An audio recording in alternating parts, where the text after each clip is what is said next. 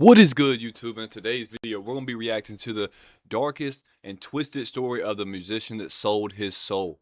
If you don't know this, basically he went to meet him on Crossroads, but this video will more explain it. Hit the like button, hit the sub button before we get into it. If you enjoyed this video, make sure you check out the other videos because they're kind of, sort of just like this.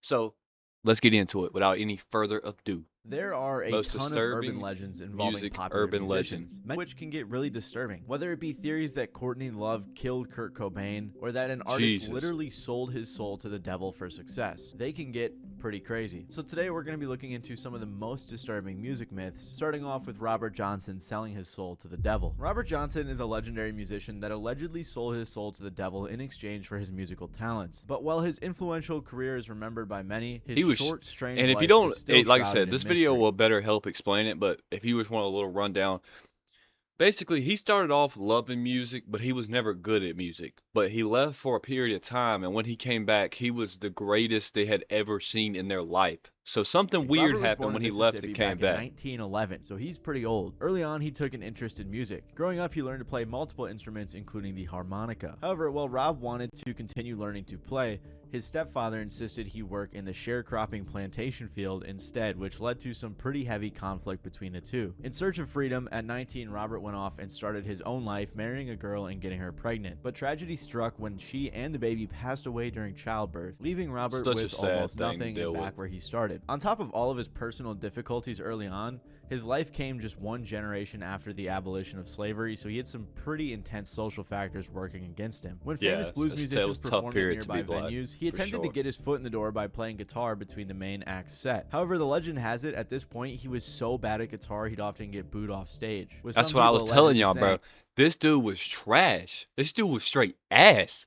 And then he come back like prime MJ. And put that guitar down, you're driving people nuts. These early struggles led to Rob traveling around the South, and this part of his story is the one that's full of myths, rumors, and urban legends. Some people think he was searching for his real father, or maybe just trying to improve his musical skill. However, the most popular theory is that this is when he made his famous deal with the devil. Legend has it that late one day, Robert was walking a trail, practicing his guitar, when at midnight he approached a crossroads where the devil appeared. Here, the devil took his guitar, tuned it, played a song, and then gave it back to Rob. And as part of selling his soul in exchange for musical talent, Rob was also apparently doomed to an early death and eternal damnation in hell. This obviously sounds insane, but according to the rumors, he got crazy better at guitar after this.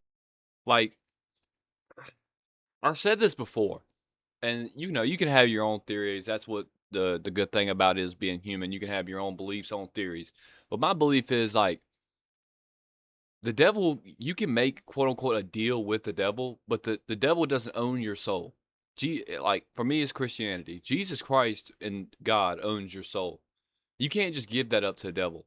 That's like, the theory I like to use is like going in a car dealership, and then you just take the car and just leave with it. Like, it doesn't make a whole lot of sense to me personally. And you got to remember that, if you're in like I said, the belief of Christianity and such, the devil is notorious for lying. Notorious for lying. He tries to get you to believe, act, do wickedness. So what makes you think that he couldn't conjure up a good lie to make it seem like you sold your soul and you're doomed to death? The reason that stuff like this happens in my eyes is basically, the way I think, like I said, the way I think, me personally, is the devil gets you to do a bunch of stuff.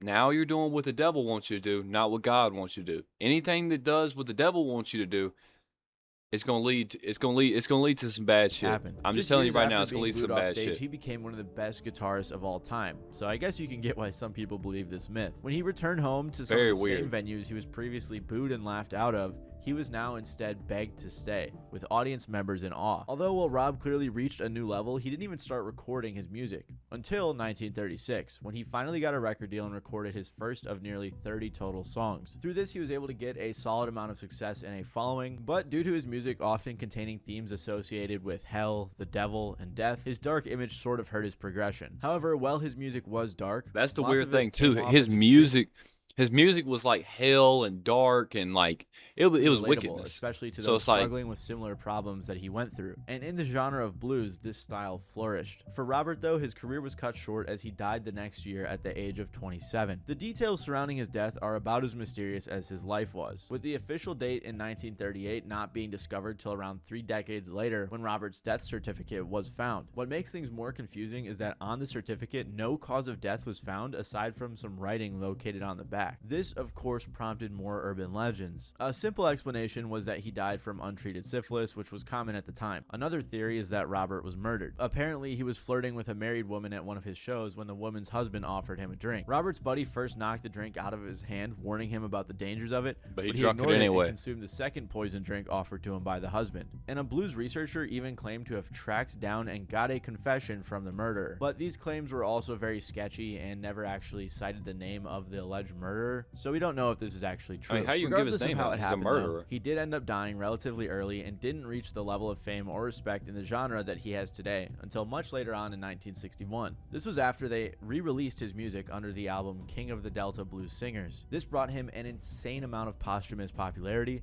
since the album is considered by popular some way as one of after the he greatest did. and most impactful albums of all time. So, while he likely didn't That's how it sell goes his for soul people, to the though. devil, he did That's have how a it very goes. short and impactful career. His legend is so big that aside from being just talked about, it's also been depicted more recently in major movies like Sinners, where the character Sammy is loosely based on Rob. And another thing you may have noticed is that Robert passed away at 27 years old, making him one of, if not the first, musician to join the 27 27 Club. The Club. tragic phenomenon known as the 27 Club is basically an informal list of at first just musicians, Which is and so later including crazy. celebrities who They all died at 27. So like, what is the crazy number or the crazy conspiracy all oddly behind the died number at the age of 27? 27. The myth first began when, in a span of just 2 years, Brian Jones of the Rolling Stones, Jimi Hendrix, Janis Joplin, and Jim Morrison of The Doors all passed away. However, In 2 these deaths years. were attributed to different things like drowning, asphyxia due to drug use, drug overdose, and heart failure, respectively. A major factor which tied them all together, though, was the fact that they passed away All at 27 27. years old. This was the string of tragedies which created the myth,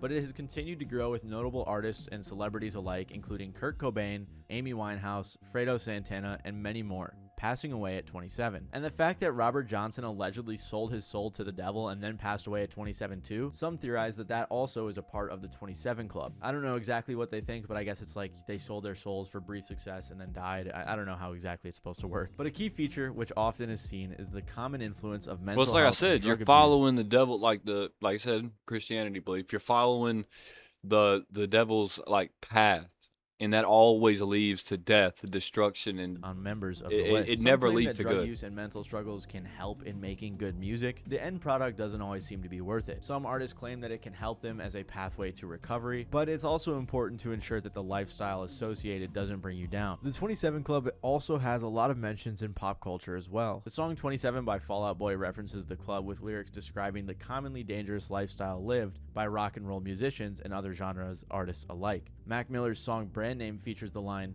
"To everyone who sells me drugs, don't mix it with that bullshit. I'm hoping not to join the 27 Club." And in 2018, at the age of 26, he tragically passed away from a drug overdose Right, a after year taking before he was fentanyl-laced 27. pills. Countless other songs mention the 27 Club as well, like JPEG Mafia's song The 27 Club, or Juice WRLD's line on Legends where he says, "What's the 27 Club? We ain't making it past 21," who tragically died the next year of an overdose 21. at 21. And Frank Jesus. Ocean's Nights, which discusses like the he white knew lighter it. part of the myth when he says, Or "No spoke white it lighters into till I existence. my 28th up." The white lighter myth or curse is an urban Which is so legend crazy often about Juice WRLD, because like I said, it's always when the artist, the content, whatever is going up.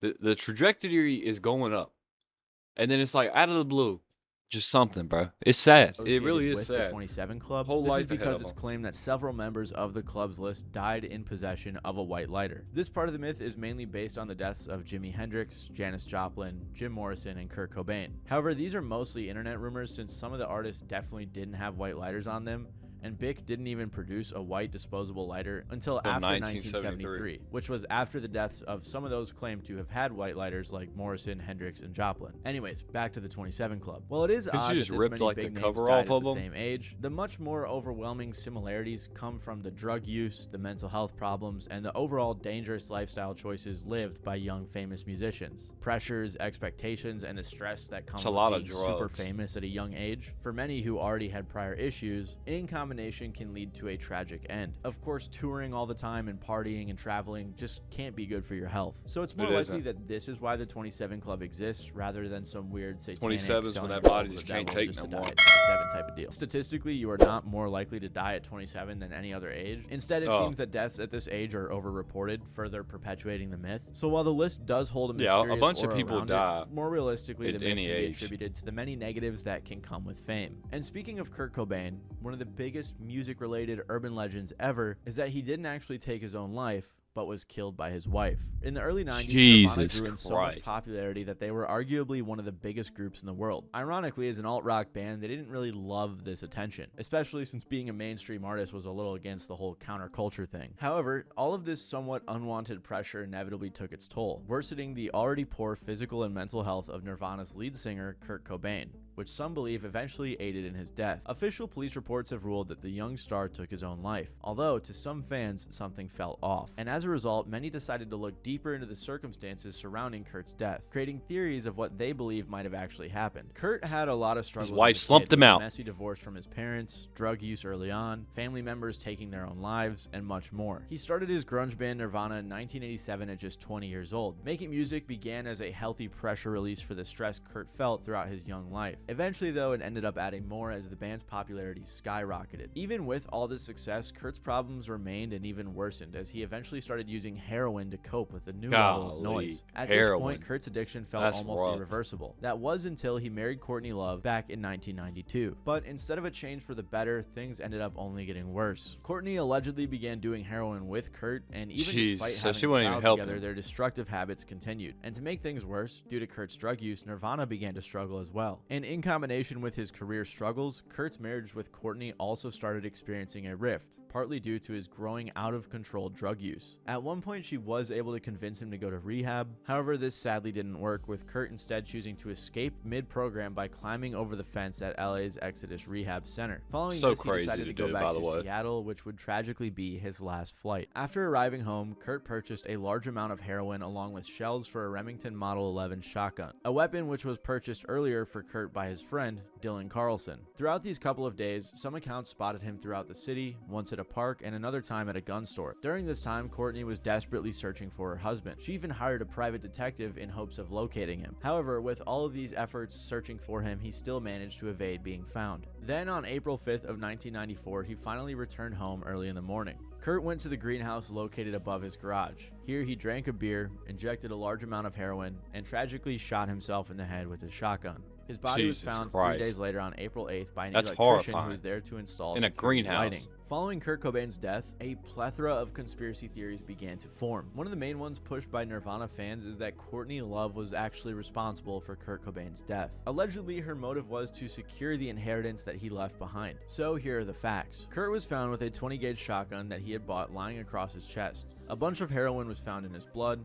A Oh box my of needles God. and drugs was next to him, and a suicide note staked in a pile of potting soil near his body. After an investigation, the Seattle police ruled the scene as a suicide, which is totally understandable given the circumstances. I mean, Kurt Cobain even had a song called I Hate Myself and I Want to Die. So while there are a bunch of reasons to why it's likely that his death was a suicide, the theories that blame Courtney do have some interesting evidence as well. Okay. A big Okay, let's see what's speculation going on. was that right before Kurt's death, he was in the process of trying to divorce Courtney and write her out of his will. Allegedly, this didn't go Damn. through in time, and once he died, theorists say she received an Jesus, estimated $150 $150 million. mil? Again, this is alleged, but this is what some Oh people say. my Another point of God. contention revolves around the suicide note. Handwriting specialists analyzed the note and believe that the last part may not have been written by Kurt. However, allegedly, since the note was faxed and didn't have the same color, it was hard to be sure. But what makes things even weirder is in transcriptions of the note, Whoa, many whoa, whoa, theorists whoa, claim whoa, whoa, whoa, whoa, whoa, whoa, whoa, whoa, whoa, whoa, whoa, whoa.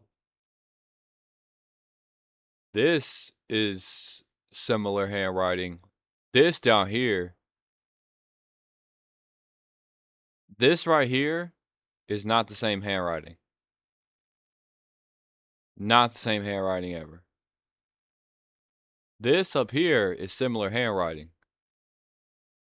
This is not the same. Everything before the last portion could be taken simply as career retirement. Of course, though, this is very subjective. To add on, the wording in the final section came below Kurt's signature, which is pretty weird considering it was the only part that mentioned his family. So of course, the reason theorists point all this out is to say that Courtney actually wrote this note or added on to it. Multiple other people who analyzed the note came to the conclusion that aside from the handwriting itself, a different linguistic style appeared to be used as well. However, many other experts dispute these theories, claiming that the differences are not compelling enough to make a definitive decision. However, things get even weirder, because after his death, Tom Grant, the investigator hired by Courtney, began to suspect her in the mysterious death. Tom even eventually released a documentary titled Soaked in Bleach, where he dove deeper into the case. During this film, he uses real audio recordings of him and Courtney talking, some of which she didn't even know were being taped. In these recordings, she says a few odd things, including filing Kurt's missing persons report under his mother's name and not her own, burning notes from Kurt that talked about divorce, changing her story, and several other things. She also talks about being angry with Kurt since he turned down a $9 million contract to headline Lollapalooza. Many of these recorded conversations, specifically the ones where she's lying, are used heavily in the theories claiming Courtney had a part in his death. However, while pushed by a lot of theorists, many of Grant's claims in the documentary have been shot down and refuted, even by the police. Another thing that theorists point to is Kurt's drug box. When police arrived, apparently all of his supplies were placed back into the box, which is a bit of an odd organizational move considering he just shot up heroin. Himself. But that isn't the biggest part. Lots of theorists think a major red flag is that a toxicology report stated that he had 1.52 milligrams of heroin per liter of blood. I mean, that would have killed you instantly. That would have killed him instantly. Most serious heroin users only take about 60 milligrams, which would equate to 0.42 milligrams of heroin per liter of blood in the body, which means that Kurt's level would have exceeded 200 milligrams injected in total, meaning that he would have been probably out cold. Statistically, this amount of heroin would have been 70 times the lethal dose for the average person and 3 times the lethal dose for even the most addicted heroin user. However, this narrative is a common misunderstanding from theorists that comes from a misinterpretation of the toxicology report. The toxicology referred to his TML, total morphine level, and not his FML, free morphine level. This does not measure dosage, it refers to all metabolites in the bloodstream, including the ones that stay active for hours after shooting up and increase in the bloodstream with multiple injections over time. People have been pulled walking, talking, and even driving on higher total levels than Kurt had. This is also meaningless in attributing a cause of death and is just an indication of what he'd been doing in the build-up to it. In the end, Courtney was never put on trial, and the case was only ever reopened in 2014, but nothing came of it. And honestly, the facts are debated with a ton of other details I could have included to make a whole dedicated video. So if you're interested in the whole deeper story, let me know in the comments below. But it's likely that Courtney was not actually responsible. And what's even less likely, it is conspiracy, responsible for multiple people taking their own lives. Gloomy Sunday is a Hungarian song released in the 1930s, which has been rumored to make people commit suicide. The song has allegedly been tied to hundreds of deaths, and while a song can't make you kill yourself, the myth does have a very interesting and dark backstory with some shocking coincidences. Gloomy Sunday was first composed by a Hungarian Jewish composer named Reso Seres, I think that's how you say it, in the early 1930s. Leading up to the song's creation, Reso and his girlfriend moved to Paris so he could further pursue his dreams of making music. However, he didn't really find any success, and after his girlfriend's parents begged him to get a job, she finally decided to leave him, so he was having a tough time. Allegedly, the day after she left, which was a Sunday, he decided to make this song. And with the help of a friend who was a poet, he created the first version of Gloomy Sunday, which was called Somru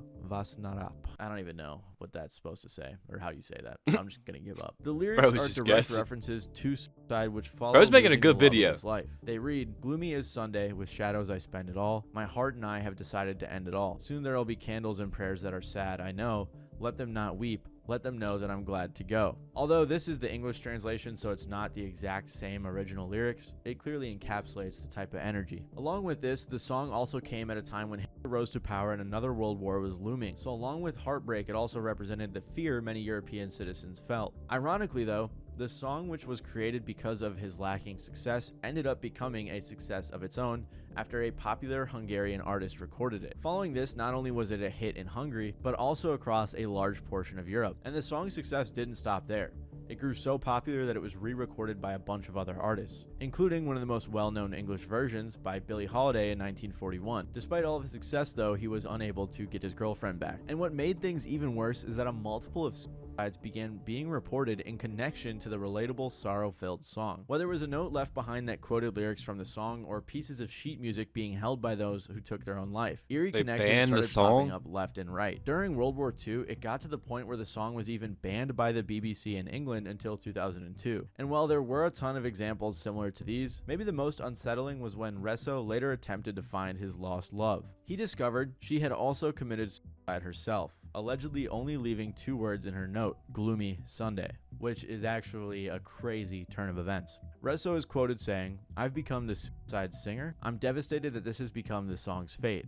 At this price, I don't need success." But the tragic story doesn't even stop there. That's true. During That's World facts. War II, Resso endured 4 years in a forced labor camp and an 8-year ban on his music by the communists. And years after the end of World War II and Resso's music career, he also fell to the same fate as others connected to the song, and he passed away at the age of 68. And because of all these tragic connections and factors in the story, Gloomy Sunday has been labeled the Hungarian suicide song. However, like I mentioned earlier, it's pretty much impossible to blame a song for making people take their own lives, as most people were almost definitely struggling with severe mental health problems already. So it's more likely Gloomy During Nazi Sunday may have times, people embodied probably the just took sorrow that themselves people out just felt and because. even triggered overwhelming emotions, which is why its presence was found on so many scenes. But it's very unlikely likely Gloomy that Sunday is that people just liked the song in general, and like that was one of their songs, I guess.